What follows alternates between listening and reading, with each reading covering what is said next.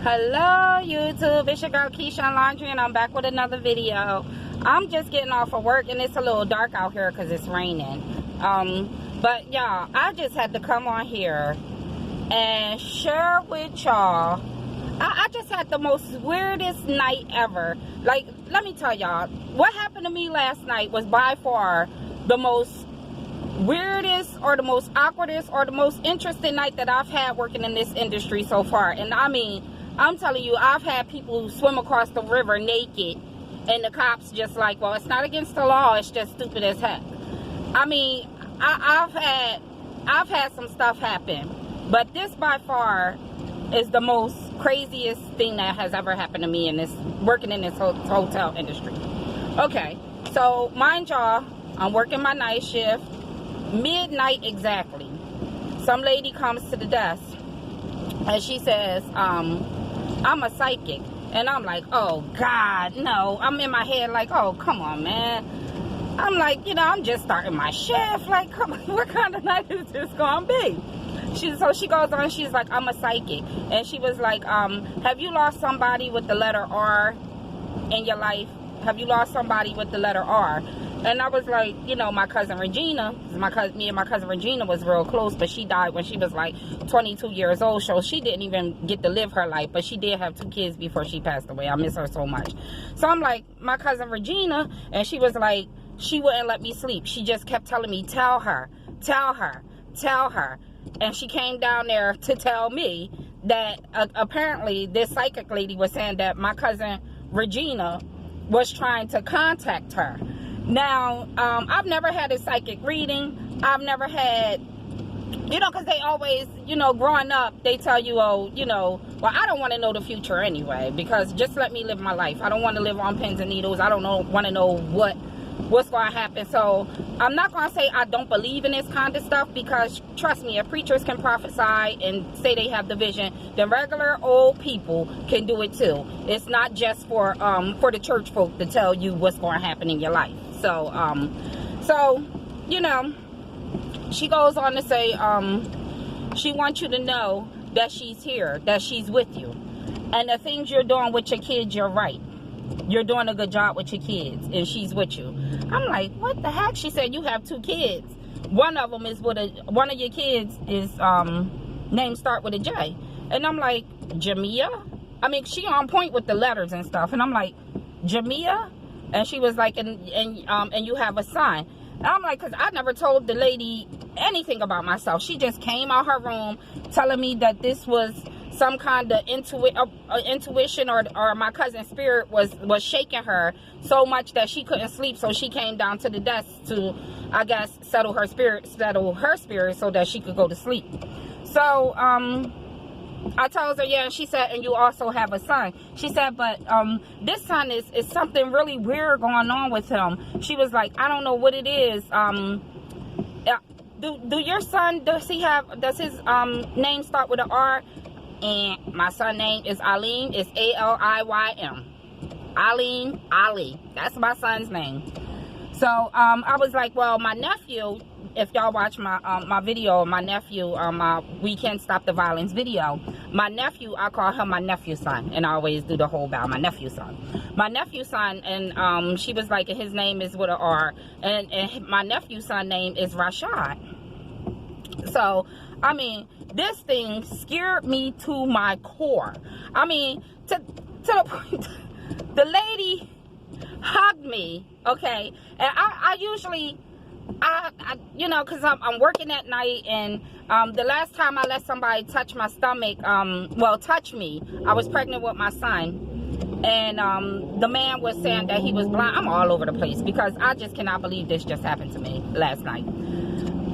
But I don't let people touch me, and I try not to. I'll shake your hand, or you know, sometimes I will if somebody is crying or something, because you know, in this industry, people check in. Their mom died, their dad died, their baby in the hospital died. I done had it all, you know, and so I will console someone, a woman, you know, consoling her.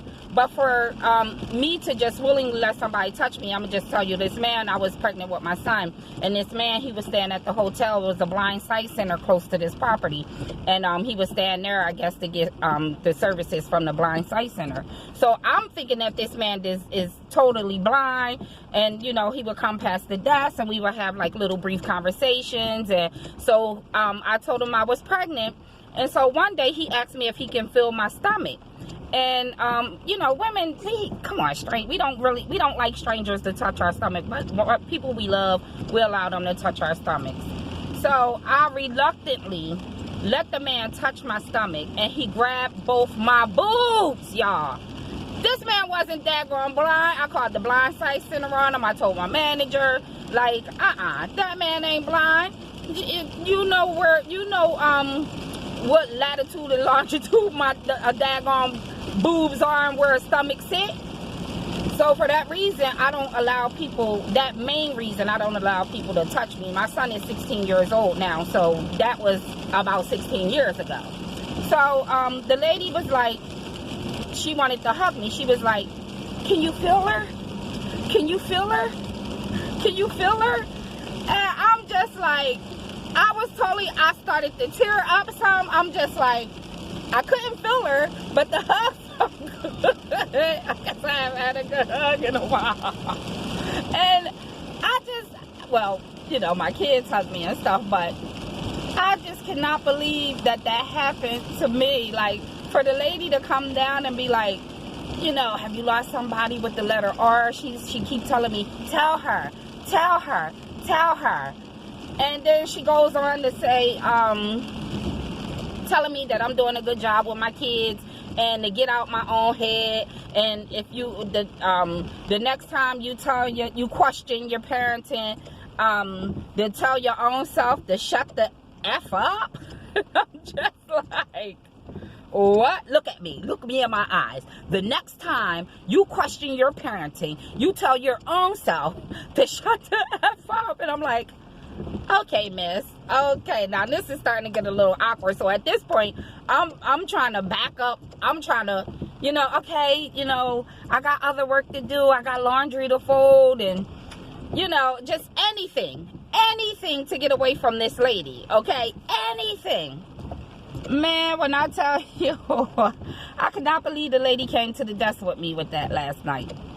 I'm just like, oh my, I was hoping the phone rang so I could pretend that the person wanted to make a reservation, but the phone did not ring. And I was just trying to think of ways to get away from her because I just wasn't ready for something like that. Like, to me, for somebody to read you, that should be something that you voluntarily go and seek on your own. So I was totally caught off guard at midnight last night with this. I'm a psychic. I'm like, oh Lord, where is this going? Just, I mean, she was on point with some of the letters and stuff. But the whole, can you feel her?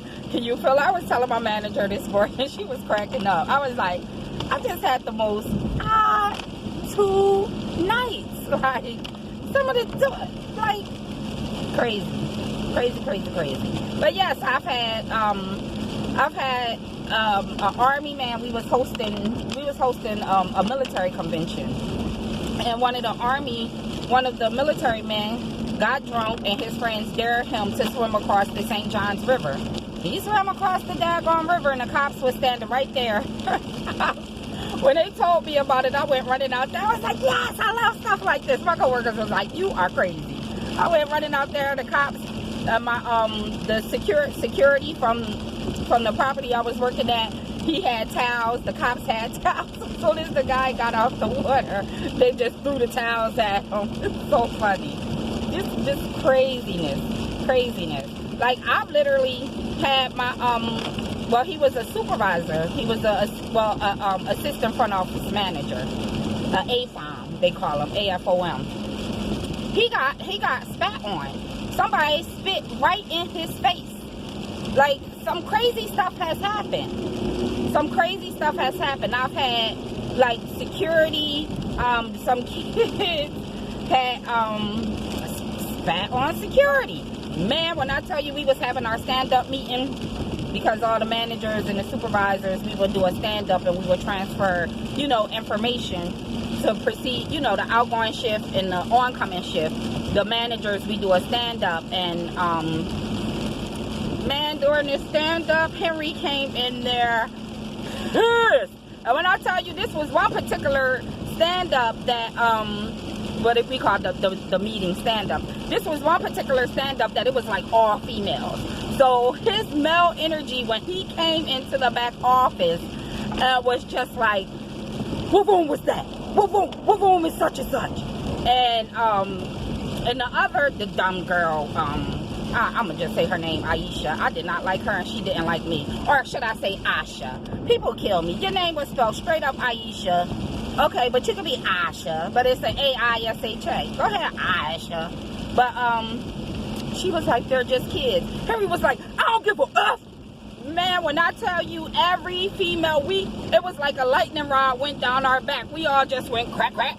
Like, holy crap. I had never seen Henry that pissed off. But when somebody spit on you, and when my, and he went after him. He didn't care, not physically, but he had him ejected from the hotel. But, and I wanted to tell y'all this too, because I failed to mention this in a video. If you're asked to leave from a hotel and you don't leave, automatically you're trespassing. So the cops can come and say that you're trespassing because you was asked to leave. It don't matter what the situation is, it's an automatic trespass. Now, I don't know if it's like that for all businesses. It's raining cats, dogs, giraffes, zebras, dolphins out here this morning. These fools still drive like nuts. But, yeah, some crazy stuff. But when my supervisor had got spit on, the man was like upset. And I was like, everybody was like, how the heck did you just stand there and take it? You know what he said? He said, when I was wiping that spit off my face, he said, all I could think about was my rent. Because the crazy thing is that sometimes if you react, you lose your job. You lose your job. So that took a lot out of him. And it like drained the staff because we was pissed for like a week. We was pissed for like a week that white man was, well, you know what? It is like that. I'm not prejudiced or anything, but down south, sometimes they have some kind of seniority complex about them. Like, they do. And for him to spit, for that white guy to spit in Lenny's face, that was horrible. And Lenny did absolutely nothing about it. He kept his composure. He just still tried to solve the man issue. I couldn't believe it. We was all pissed for him. He was like, I just thought about my rent when I wiped my face off. I'm sorry. I'm sorry. That's why one thing I don't tolerate is men cussing at me. You can be upset because I know you're not mad at me. You're just mad at the situation. So I never take it personal. Never. And because 9 times out of 10, the guests will come back and they'll apologize to you. So, yeah. Like, I cannot. And my job said, I cannot. But I don't tolerate cussing.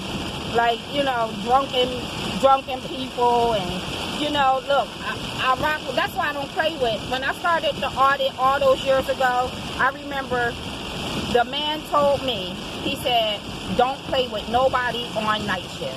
He said, this is not the shift that you want to be all laughy and buddy-buddy with because you're pretty much security. You're pretty, you know, you pretty much got, you know, you just don't want to be that way with people. And that's so true because, like, I've literally watched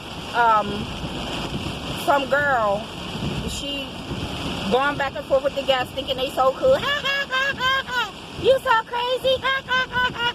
And do you know that man sat there and called her the B word like he was her best friend? He sat there and referred to her as the B word like she was his best friend. I'm not doing that. I'm not doing that. And I was like, that's why I was told don't play with the guests like that. That's why I was told don't play with them like that.